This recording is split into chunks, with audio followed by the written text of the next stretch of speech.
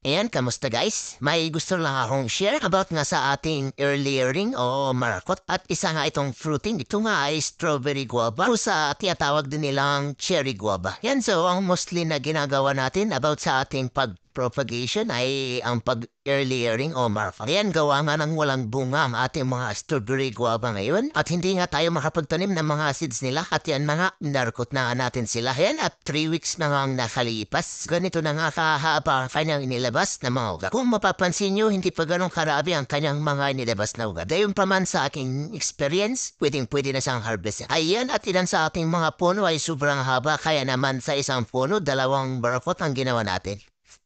At para naman sa ating pinaka-puno, ito naman ang ating gagawin para sa ating future bonsai. Ayan, sa ngayon, magpapataba muna tayo ng kanyang puno o kanyang base. Ayan, bago nga natin itrain ito bilang bonsai. Yan guys, ito mapapansin nyo, mas kunti ang kanyang nilabas na ugat. Pwede na rin itong i-harvest. Ayan, ito pa yung iba guys.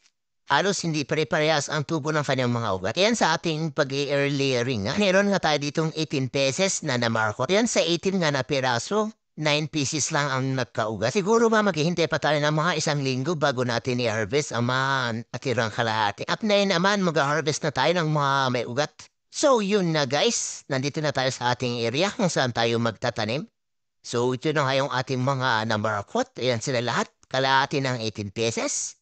Yan, meron tayong 9 na peras. And dito share ko lang na maraming technique para gawin ang pagmamarakot o early layering. Yan, dito nga sa aking ginawa ay napaka-simpleng marakot nga lang. Ngayon naman natanggalan natin siya sa pagkakabalot ng plastic. At ayan, kitang-kita na nga natin ang kanilang mga ugat. At sa ganyan itsura nga ng mga ugat, napaka-healthy nila.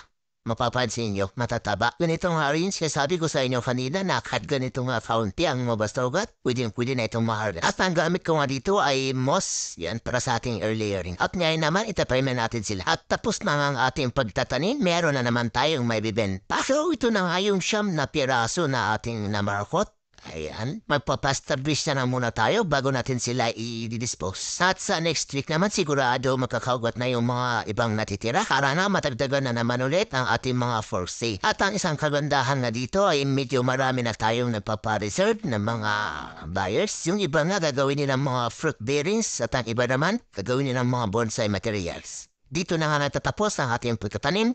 Salamat po.